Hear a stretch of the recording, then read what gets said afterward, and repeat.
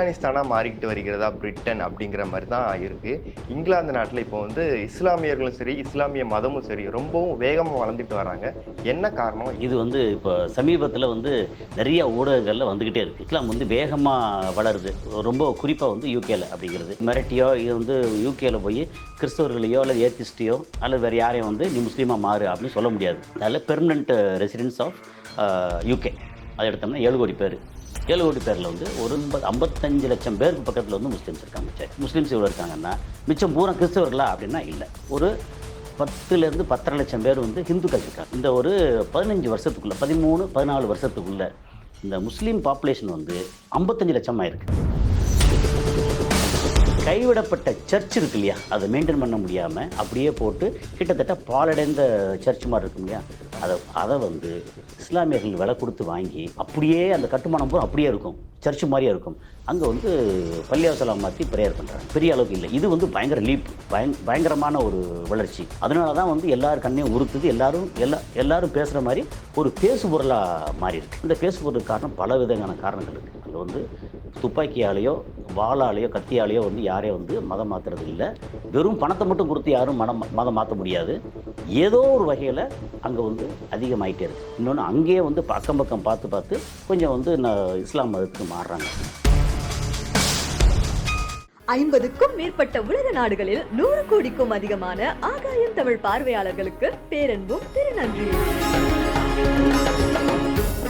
ஆகாயம் தமிழ் நேயர்களுக்கு வணக்கம். இன்னைக்கு நம்ம கூட உலக செய்தி பகுப்பாய்வாளர் திரு கசாலி அவர்கள் தான் இருக்காங்க. வணக்கம் சார். வணக்கம் மாதிரி. எப்படி இருக்கீங்க சார்? நல்லா இருக்க மாதிரி சார். இப்போ பிரிட்டானிஸ்தானா மாறிக்கிட்டு வருகிறதா பிரிட்டன் அப்படிங்கிற மாதிரி தான் இருக்கு. இங்கிலாந்து நாட்டில் இப்போ வந்து இஸ்லாமியர்களும் சரி, இஸ்லாமிய மதமும் சரி ரொம்பவும் வேகமாக வளர்ந்துட்டு வராங்க. என்ன காரணம்? எதனால சார்? இது வந்து இப்போ சமீபத்தில் வந்து நிறைய ஊடகங்களில் வந்துக்கிட்டே இருக்குது. இஸ்லாம் வந்து வேகமாக வளருது. ரொம்ப குறிப்பாக வந்து யூகேல அப்படிங்கிறது. யூகே வந்து பொதுவாக முக்கியமாக வந்து கிறிஸ்தவம் கிறிஸ்தவர்கள் நிறைஞ்சிருக்கிற நாடு. இப்போ இந்த மாதிரி இஸ்லாம் வந்து வேகமாக வளருது அப்படிங்கும்போது, இதுக்கு முன்னாடி வந்து என்ன சொல்லுவாங்க தெரியுமா? இஸ்லாம் வந்து வாளால் பரப்பப்பட்டது. கத்தி வச்சு, வாள் வச்சு, சண்டை போட்டு, பணிய வச்சு, நீ வந்து இது முஸ்லீமா மாறு அப்படின்னு சொல்லி வாளால் பரப்பப்பட்ட மதம் அப்படின்னு ஒரு சொல்லாடல் இருக்குது. அதுக்கு வந்து ஆதரவாகவும் எதிர்ப்பாகவும் நிறையா கருத்துக்கள் இருக்குது. நம்ம இது சொல்லப்போனால் இப்போ வந்து துப்பாக்கி வச்சோ மிரட்டியோ இது வந்து யூகேல போய் கிறிஸ்தவர்களையோ அல்லது ஏத்திஸ்ட்டையோ அல்லது வேறு யாரையும் வந்து நீ முஸ்லீமா மாறு அப்படின்னு சொல்ல முடியாது. ஸோ முஸ்லீம் வந்து அங்கே வளர்ந்துக்கிட்டு இருக்கு. சரி, முஸ்லீம் வளருதுன்னா என்ன மாதிரி ஒரு டேட்டா கொடுத்தோம்னா எவ்வளோ இருக்காங்க என்ன இருக்காங்கன்ற ஒரு ஐடியா கிடைக்கும். இன்றைக்கி கரண்ட்டில் வந்து 2025 இந்த டைமில் கிட்டத்தட்ட 7 கோடி பேர் வந்து மொத்தம் யூகேவோட யுனைடெட் கிங்டம் அதோட பாப்புலேஷன். அதில் லண்டன் வந்து கொஞ்சம் நெருக்கமான பாப்புலேஷன் இருக்காங்கன்னு வச்சுங்களேன். அதில் பெர்மனன்ட் ரெசிடென்ட்ஸ் ஆஃப் யூகே அதை எடுத்தோம்னா 7 கோடி பேர். 7 கோடி பேரில் வந்து ஒரு கிட்டத்தட்ட ஒரு 55 லட்சம் பேருக்கு பக்கத்தில் வந்து முஸ்லீம்ஸ் இருக்காங்க. சரி, முஸ்லீம்ஸ் எவ்வளோ இருக்காங்கன்னா, மிச்சம் பூரா கிறிஸ்தவர்களா அப்படின்னா இல்லை. ஒரு 10லேருந்து 10,5 லட்சம் பேர் வந்து ஹிந்துக்கள் இருக்காங்க. ஓகே. நம்ம ஊர்லேருந்து இந்தியாவிலேருந்து அங்கே போய் குடியேறிப்பாங்கல்ல, அவங்க வந்து போன உடனே கிறிஸ்டியன மதம் மாதிரியா இருப்பாங்க அப்படிலாம் ஒன்றும் இல்லை. அந்த நாட்டோட சட்டத்திட்டம் என்னவோ அதை வந்து இப்போ ஃபாலோ பண்ணுவாங்களே ஒழிய, நமக்கு வந்து இப்போ கோயில் குளம் இருக்குது, இது இருக்குது, முக்கியமான விஷயங்கள், டெம்பிள் இதெல்லாம் வந்து அங்கே இருக்குது. இஸ்லாமியர்கள் வந்து ஒரு 55 லட்சம் பேர் இருக்காங்கன்னா, அதை விட அதிகமாக இன்னொரு கூட்டம் இருக்காங்க. ஆச்சரியப்படுவீங்க. அதாவது எந்த மதமும் எனக்கு வேண்டாம், ஏத்திஸ்ட்னு சொல்லுவாங்கல்ல, மதம் இல்லாதவர்கள். அவங்க வந்து முஸ்லீம் மதத்தை விட முஸ்லீம் மக்கள் இருக்காங்கல்ல, அந்த பாப்புலேஷனோட அதிகம். அப்போது நம்ம வந்து மதம் இல்லாதவர்கள் வந்து ரொம்ப அதிகமாக வளர்கிறாங்க அப்படின்னு சொல்லி சொல்கிறதா, அல்லது இஸ்லாமியர்கள் வந்து ஒரு பக்கம் நீங்கள் வந்து முஸ்லீம்ஸ்னு எடுத்தீங்கன்னா ஒரு என்ன சொல்ல, ஒரு பரந்த பார்வை இல்லாமல் ஒரு குறுகிய பார்வையில் அப்பா முஸ்லீம்ஸ் வளர்கிறாங்க அப்படின்னு இருக்குல்ல, அந்த மாதிரி லண்டன்லேயே வந்து யூகேலேயே இஸ்லாம் வந்து பயங்கரமாக வளருது அப்படின்னு சந்தோஷப்படுற ஒரு கூட்டம் இருக்குது. இல்லைப்பா, இஸ்லாமை விட வந்து ஏத்திஸ்ட் அதிகமாக வளர்ந்துக்கிட்டு இருக்காங்க அப்படின்னு சொல்லி அதுக்கு வந்து பதில் கொடுக்குற ஆட்களா இந்த சர்ச்சைகள்லாம் என்ன ஒன்று. 2011 census guys, Shahrukh Khan use பண்ணுற பெர்ஃப்யூம் இந்த 2 பெர்ஃப்யூம்ஸ் தாங்க. ஒவ்வொரு ஆக்ட்ரஸ்க்குமே பார்த்தீங்கன்னா இந்த பெர்ஃப்யூம்ஸ் தாங்க. சர்ச்சைகள்லாம் என்ன ஒன்று. 2011 சென்சஸ், 2021 சென்சஸ், 10 வருஷத்தில் அல்லது இப்போ 25 வரைக்கும். இப்போ உள்ள கணக்கு பார்த்தீங்கன்னா 2011 அங்கே இருந்த மொத்த பாப்புலேஷன் வந்து கிட்டத்தட்ட 6.25 கோடி பேர். அதில் முஸ்லீம்ஸ் இருந்தவங்க வந்து கிட்டத்தட்ட 25 லட்சம் பேருக்குள்ள 25 ஆமாம் 23 25 லட்சம் பேர். ஓகே. இந்த ஒரு 15 வருஷத்துக்குள்ள 13 14 வருஷத்துக்குள்ள இந்த முஸ்லீம் பாப்புலேஷன் வந்து 55 லட்சம் ஆயிருக்கு. ஓகே. அப்படியே கிட்டத்தட்ட டபுள். இதில் பார்த்தோம்னா இப்போ வந்து ஆமாம் 2011 அது கரெக்டான ஓரளவு கரெக்டானது என்னென்னா 2011 வந்து 6.25 கோடி பேர் இருக்கிற வந்து 28 லட்சம் பேர் வந்து முஸ்லீம். ஓகே. இப்போ வந்து 50 + 55 லட்சம் பேர் பக்கம் கிட்டத்தட்ட டபுள். ஓகே. 2021 10 வருஷத்தில் பார்த்தீங்கன்னா 45% வந்து இன்க்ரீஸ் ஆகிருக்கு அப்படின்னு சொல்லி அந்த பாப்புலேஷன் கணக்குப்படி வருது. சரி, இது ஏன் அப்படின்னு ஒரு கேள்வி இருக்குது. ஓகே. ஜெர்மனை விட்டுட்டு, ஃப்ரான்ஸை விட்டு, நெதர்லாந்தை விட்டு, அல்லது ரஷ்யா அல்லது அமெரிக்கா இதெல்லாம் விட்டுட்டு இங்கே இந்தியாவில் வந்து முஸ்லீம் பாப்புலேஷன் வளருதானே வளருது. அங்கே வந்து முஸ்லீம் பாப்புலேஷன் ஏன் அதிகமாகுது அப்படிங்கிறது ஒரு விஷயம். நம்பர் 2 வந்து நம்பர் ஆஃப் சர்ச்சஸ் இருக்குல்ல, எவ்வளோ சர்ச் இருக்குது, எவ்வளோ மசூதி இருக்குது அப்படின்னு பார்க்குறோம். ஏன்னா கோயில் வந்து 1000க்கு கீழே. அதனால் அந்த கோயில் வந்து நம்ம வந்து பெருசு நம்மளுடைய கான்செப்ட் வந்து இதோடைய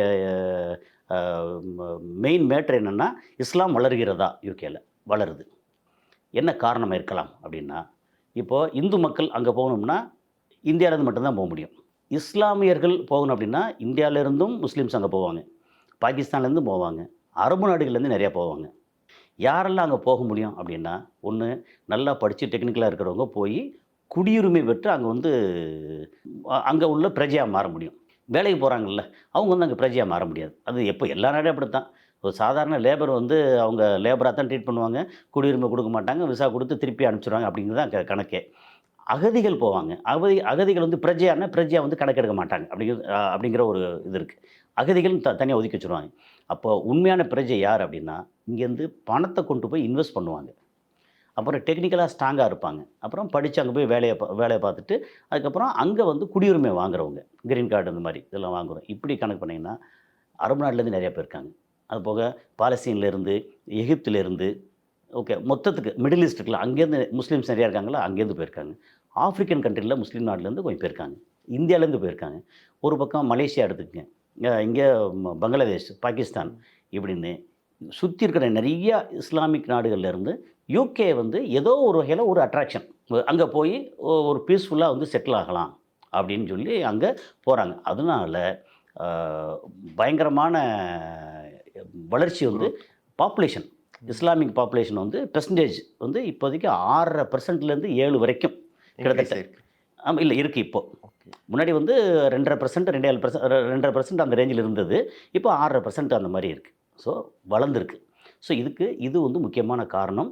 அரபு நாடுகள்லேருந்து பணம் வச்சுருக்க ஆட்கள் நிறைய அங்கே வந்து குடியுரிமை பெற்று அங்கே இருக்காங்க. அரபு நாடுலாம் இப்போ நீ சவுதியிலேருந்தோ துபாயிலேருந்தோ அங்கே போய் குடியுரிமையோடு இருப்பாங்கன்னு இல்லை, சவுதியில் இருப்பாங்க, இல்லை துபாயில் வந்து அங்கே இருப்பாங்க. ஏன்னா நான் துபாயில் இருக்கும்போது பார்த்துருக்கேன். துபாயில் இருக்கிற பெரிய பணக்காரங்களுக்கு கம்பல்சரியாக யூகேல வீடு இருக்குது. ஆனால் குடியுரிமை வாங்கியிருக்காங்களான்னா அப்படி இல்லை, சிலர் பண்ணியிருக்கலாம். ஆனால் அதிகமாக வந்து யார் குடியுரிமை வாங்கியிருக்காங்கன்னா ஈஜிப்ட் இருக்காங்கல்ல, எகிப்தியர்கள் வந்து அங்கே நிறையா குடியுரிமை வாங்கியிருக்காங்க.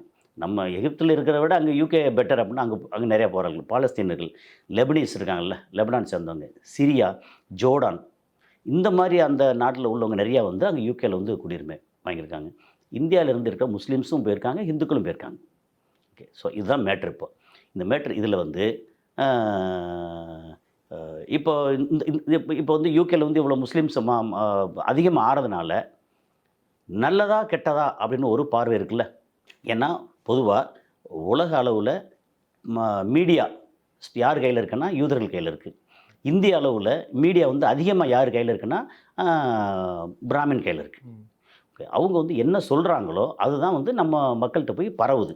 இப்போது சோஷியல் மீடியா வந்து அதிகமாக வந்ததுனால இந்த மீடியாக்களோட வீச்சு வந்து கொஞ்சம் குறைஞ்சி சோஷியல் மீடியா அதிகமாக இருக்குது. ஓகே. இப்போ என்னென்னா உலக அளவில் முஸ்லீம் அப்படின்னா தீவிரவாதி, டெரரிஸ்ட் அப்படின்னு சொல்லி என்ன இந்த வார்த்தை வந்து சில நேரம் யூடியூப்லேயோ எடுக்க சொல்லுவாங்க. ஸோ முஸ்லீம் அப்படின்னாலே அப்படின்ற மாதிரி வந்து ஒரு சொல்லாடல் உலக அளவில் வந்து யூதர்கள் பரப்புறது. இந்திய அளவில் வந்து அப்படின்னு சொல்கிறது வந்து பிராமின்ஸ் மெயினாக அவங்க இருக்கிற ஆர்எஸ்எஸ் இந்த மாதிரி இவங்க வந்து பரப்புறது. பொதுவாகவே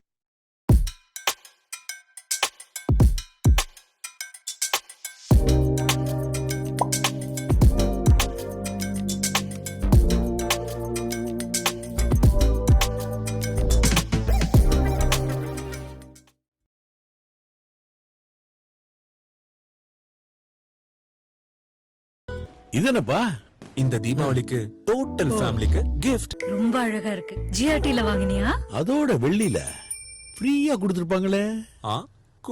கொடுப்பாங்க. ஜிஆர்டியின் தங்க தீபாவளி ஆஃபரில் நீங்கள் வாங்கும் தங்கத்தின் எடைக்கு நிகரான வெள்ளி இலவசம் மற்றும் தங்க நகைகள் மீது கிராமிற்கு 100 ரூபாய் குறைவாகவும் பெறுங்கள். GRT jewellers. பொதுவாகவே அப்படின்னா யாராக இருந்தாலும் ஒடுக்கப்பட்டவங்கள ரொம்ப நசுக்குனா எதிர்த்து நிற்பாங்க அப்படின்ற ஒரு இது இருக்கு இல்லையா. அப்போ அவங்க வந்து தீவிரவாதியா அல்லது தன்னோட உரிமையை வந்து போராடுறவங்களா அப்படின்னு ஒரு இது இருக்குது. இப்போ அங்கே வந்து யூகேல முஸ்லீம்ஸ் அதிகமாகறனால பிரச்சனை வருதா அப்படின்னா பிரச்சனை இல்லை. அதாவது சின்ன சின்ன பிரச்சனைகள், பாலஸ்தீனுக்கு ஆதரவாக இஸ்ரேலுக்கு எதிராக போராட்டம், இதெல்லாம் அங்கே நடக்கத்தான் செய்யும். ஏன்னா இந்தியாவிலேயும் நடக்குது, எல்லா இடத்துலையும் நடக்குது, அரபு நாடுகளை தவிர. அதை பற்றி ஏற்கனவே நிறையா பேசியிருக்கோம். ஏன்னா மன்னராட்சி அங்கே பண்ண முடியாது. அங்கே வந்து யூகேல பார்த்திங்கன்னா இது முன்னாடி பிரைம் மினிஸ்டர் வந்து இவரே இருந்தார், நம்ம இந்திய பிரஜை ஒருத்தர் இருந்தார் தலைமை பொறுப்பில். அதனால் அங்கே வந்து எப்படின்னா யார் வந்தாலும் நல்ல ஒரு இந்த நாட்டுக்கு தேவைப்படுற, இந்த நாட்டை நேசிக்கிற, இந்த நாட்டு குடியுரிமையை வாங்கின முக்கியமான ஆள் வந்து எல்லா இடத்துலையும் வந்து அரசியல் ரீதியாகவும் வந்து இறங்கி பண்ண முடியும் அப்படின்னு ஒன்று இருக்குது. அமெரிக்காவில் வந்து நியூயார்க்கில் மேயராக வந்து ஒரு குஜராத்துக்காரர் தான் இப்போ வந்து போட்டியில் இருக்கிறார். ஓகே, அதே மாதிரி இங்கே பார்த்திங்கன்னா அரசியல் ரீதியாகவும் இருக்குது. ஸோ நம்ம வந்து த்ரெட்டான்னு சொன்னோம் இல்லையா, அப்படி த்ரெட் ஒன்றுமே இல்லை. இவங்க வந்து கட்டமைக்கிறது. இன்னொன்று அரசியல் ரீதியாக ஒரு இடத்துல இப்போ 7% வந்து முஸ்லீம்ஸ் இருக்கான்னு வச்சுக்கோங்களேன். அங்கங்கே நிறையா வந்து கூட்டமாக நிறையா இருக்காங்கன்னா எப்படி அங்கே வந்து ஓட்டு போட்டு தான் ஜெயிச்சாங்கணும். அப்போ முஸ்லீம் வந்து ஓட்டு போட்டால் தான் நம்ம இந்த ஏரியாவில் மேயராகவோ கவுன்சிலராகவோ பிரைம் மினிஸ்டராகவோ அந்த மாதிரி சில ஜெயிக்கிறதுக்கு இதெல்லாம் வேணும் அப்படின்னா அப்போ முஸ்லீம்ஸும் வந்து வேணும், அவங்களுக்கு என்ன சௌகரியமோ அதை பண்ணுறோம் அப்படின்னு. அப்போ 2024 வந்து ஒரு லார்டு சான்சலர் வந்து கவுன்சிலர் வந்து என்ன பண்ணிட்டாங்கன்னா குரானை வச்சு நான் வந்து பதவி பிரமாணம் எடுப்பேன் அப்படின்னா ரைட் ஓகே அப்படின்னாங்க. வழக்கமாக பைபிளை வச்சு தான் பதவி பிரமாணம். அந்த நாடு வந்து கிறிஸ்துவ நாடு, கிறிஸ்டியானிட்டி அடிப்படையில் வந்து இயங்கக்கூடிய நாடு. ஆனால் அங்கே என்னென்னா மனித உரிமை, எல்லாருக்குமான உரிமை அப்படின்னு சொல்லி ரொம்ப வந்து கொடுக்கக்கூடிய நாடு. ஓகே, நீங்கள் வந்து அதுக்காக வந்து ரொம்ப ஒரு சுத்தபத்தமான ரொம்ப சூப்பர் அருமையான ஆட்கள் அப்படிலாம் இல்லை. ஆனால் அங்கே இருக்கிற ஆட்கள் வந்து மனித உரிமை, ஹியூமன் ரைட்ஸ் அப்படின்னா எல்லாருக்கும் வேணும் அப்படின்னு. அப்போது நீங்கள் வந்து இப்போ ஏத்திஸ்ட் வந்து நான் எதையும் வந்து குரானும் வேண்டாம், எனக்கு வந்து பைபிளும் வேண்டாம், இல்லை வேறு எதுவுமே வேண்டாம், நான் வந்து அப்படியே பதவி பரம் எடுத்துக்கிறேன்னா அதுக்கும் ஓகேன்னு சொல்லுவாங்க. ஏத்திஸ்ட் வந்திருந்தா முஸ்லீமாக இருக்கும்போது எனக்கு குரானை வச்சு பண்ணுறேன்னா ரைட் ஓகே பண்ணிக்க. இப்போ பொதுவாகவே அங்கே வந்து கிறிஸ்தவர்கள் அதிகம் அப்படின்னால கிறிஸ்டியானிட்டினா நீங்கள் வந்து கிட்டத்தட்ட அங்கே என்ன 38,500 சர்ச்சஸ் இருக்குது. இதில் இந்த அது இஸ்லாம் வந்து அங்கே ரொம்ப பயங்கரமாக வளருதா அப்படின்ற கேள்விக்கு முக்கியமான காரணம் என்ன தெரியுமா? முஸ்லீம் போகிறாங்க, குடியுரிமை வாங்குறாங்க, தங்குறாங்க, அப்புறம் வந்து ஒரு இடத்த வந்து பள்ளிவாசலாக மாற்றி அங்கே ப்ரேயருக்கு போகிறாங்க. அங்கே எல்லா தெருவுலையும் வந்து பள்ளிவாசல் இருக்குது, இது இருக்குது, தொழுவு போகிறாங்க, சர்ச் இருக்குது, அங்கங்கே கோயில் இருக்குது அப்படின்ற ஒரு விஷயம் இருக்குல்ல. நம்ம ஊர் மாதிரி தெருவிலெல்லாம் வந்து கொட்டடிச்சு இங்கே இடத்துல போக முடியாது. ஓகே, அங்கே வந்து அடுத்தவங்களுடைய ப்ரைவசி ரொம்ப ரொம்ப முக்கியம். அதனால் நம்ம ஊரில் இருக்க மாதிரி கோயில் விசேஷம் இருக்கு இல்லையா, அது வந்து அங்கே பெருசாக பண்ண முடியாது, பட் உள்ளுக்குள்ளே அடக்கமாக பண்ணிக்கிற முடியும் அப்படின்னு இருக்குது. அப்போது இதில் ஏன் வந்து இந்த கேள்வி வந்துச்சு அப்படின்னா சமீப காலங்களில் கைவிடப்பட்ட சர்ச் இருக்கு இல்லையா, அதை மெயின்டைன் பண்ண முடியாமல் அப்படியே போட்டு கிட்டத்தட்ட பாலடைந்த சர்ச் மாதிரி இருக்கும் இல்லையா, அதை வந்து இஸ்லாமியர்கள் விலை கொடுத்து வாங்கி அப்படியே அந்த கட்டுமானம் பூரா அப்படியே இருக்கும், சர்ச் மாதிரியே இருக்கும். அங்கே வந்து பள்ளிவாசலாக மாற்றி ப்ரேயர் பண்ணுறாங்க. அது எப்படி தான் அவங்க கவர்மெண்ட் எதுவும் சொல்லலை? அந்த கவர்மெண்ட் காசு கொடுத்து வாங்கியாச்சு. இப்போ ஒரு இடம் சர்ச்சோட வந்து ட்ரஸ்ட்னு வச்சுக்கோங்களேன், அந்த ட்ரஸ்ட்டு வந்து என்னால் வந்து நடத்த முடியாது அப்படின்னு கைவிரிக்கிறாங்க. அவங்க வந்து கவர்மெண்ட்டில் சொல்லி சரி யார் வேணால் வாங்கிக்கோங்க அப்படின்றாங்க. இன்னொரு கிறிஸ்துவ குரூப் வந்து வாங்கி அதை சர்ச்சாக வந்து புனரமைச்சு பண்ணாங்கன்னா சர்ச்சாக இயங்கும். அப்படி எத்தனை சர்ச் வந்து புனரமைச்சிருக்காங்க. ஆனால் எப்போ வந்து இந்த வித்தியாசமான பார்வை வருது அப்படின்னா சர்ச்சு வந்து அதே கட்டுமானம் சர்ச் மாதிரியே இருக்குது, அங்கே வந்து தொழுகை நடக்குது. சர்ச்சு அப்படியே தான் இருக்கும், ஆனால் உள்ளே போய் எல்லாம் கொஞ்சம் உள்ள இன்டீரியர்லாம் கொஞ்சம் மாற்றி எல்லாம் பண்ணி வந்து தொழுகை நடக்குது. சர்ச்சில் உள்ளுக்குள்ளே என்ன இருக்கும்? இயேசுநாதரோட அந்த சிலை இருக்கும், ஃபோட்டோ இருக்கும். பள்ளிவாசல் என்ன இருக்கும்? ஒன்றுமே இருக்காது, அவ்வளோதான். நீங்கள் வந்து கோவில் எடுத்திங்கன்னா அங்கே வந்து சிலைகள் இருக்கும். இஸ்லாம் வந்து சிலை வழிபாடு கிடையாது. நீங்கள் வந்து இப்போ கிறிஸ்துவர்கள் எடுத்தாலே சிலை வழிபாடு கிடையாது. ஆனால் இயேசுநாதர் வந்து நமக்கு கடவுள் அப்படின்னு சொல்லி அங்கே வச்சுருப்பாங்க, மேரி மாதா வச்சுருப்பாங்க. அதை தாண்டி வேறு பெருசாக ஒன்றும் இல்லை. இருக்கிறத வந்து அப்படியே கொஞ்சம் லேசாக மாற்றிக்கலாமே. அங்கே வந்து நிறைய பெஞ்சு போட்டிருப்பாங்க. ப்ரேயர் வந்து பெஞ்சில் உட்காந்து பண்ணுறது இல்லை. முஸ்லீம் இதில் தொழுகை வந்து தரையில் தான் வந்து பண்ணணும். அப்போ பெஞ்சை பூரா தூக்கிட்டு கிளியர் பண்ணிவிட்டு, ஆனால் அந்த ஆர்கிடெக்சர் இருக்கு இல்லையா, அது வந்து கிட்டத்தட்ட அந்த சர்ச்சு ஸ்டைல்லே தான் இருக்கும். உள்ளுக்குள்ளே வந்து கொஞ்சம் மாற்றங்கள் பண்ணி தொழுகை நடத்துகிறாங்க. அப்போ 1 சர்ச்சு 2 சர்ச்சு 3 அப்படின்னு 10 15 சர்ச்செல்லாம் வந்து பள்ளிவாசலாக மாறும்போது இது எதை ஞாபகப்படுத்து அப்படின்னா 1948க்கு முன்னாடி பாலஸ்தீனத்தில் யூதர்கள் வந்து கொஞ்சம் கொஞ்சமாக காசை கொடுத்து இடத்த வாங்கி எங்களுக்கு வந்து ஒரு தனி நாடு வேணும் அப்படின்னு சொல்லி யூகே உதவியோட அவங்க வந்து தனி நாடாக இங்கே பிரகடனப்படுத்தி இன்றைக்கி வந்து அந்த இருக்க பாலஸ்தீனுக்கு நாடே கிடையாது ஏன் நாடு தான் அப்படின்னு சொல்லி பிரச்சனை பண்ணுறாங்க இல்லையா. யாரால் பாலஸ்தீனத்தில் இவ்வளோ பிரச்சனை வந்துச்சோ அந்த நாட்டிலே போய் உட்காந்து இஸ்லாமியர்கள் வந்து சர்ச்சை பூரா சர்ச்சை வந்து நிறையா பள்ளிவாசலாக மாற்றிக்கிட்டு அங்கேயே அடிமடியில் கை வைக்கிறாங்கன்னு அர்த்தம். இதுக்காண்டி வந்து எப்படி பார்த்தாலும் ஒரு இஸ்லாமியம் வந்து வளர்ந்துச்சு அப்படின்னா ஒன்றும் பிரச்சனை வருமா அப்படி இல்லை. ஆனால் இஸ்லாம் வளர்ந்துச்சுன்னா பக்கத்தில் இருக்கிறவங்களுக்கு வந்து ஒரு பயம் வரும், கோபம் வரும், ஆத்திரம் வரும். அப்போ ஏதாவது வந்து பிரச்சனை தூண்டி விடுவாங்க. அந்த மாதிரி பிரச்சனைகள் வரத்தான் செய்யும். இப்போ அங்கே மசூதியோட எண்ணிக்கை எவ்வளோ சார் இருக்குது? ஒரு 2500. இப்போ 2500 மசூதி இருக்குது. சர்ச் வந்து 38,500 சிறுசு பெருசு எல்லாம் சேர்த்து. கோயில் வந்து 1000க்கு கீழே 800 சம்திங். கொஞ்சம் கரெக்டான தரவுகள் கையில் இல்லை. ஆமாம், கோயில் வந்து இப்போ நம்ம இதை வந்து ஜாஸ்தியாக வந்து இந்துக்களையோ கோயிலையோ பேசாத காரணம் வந்து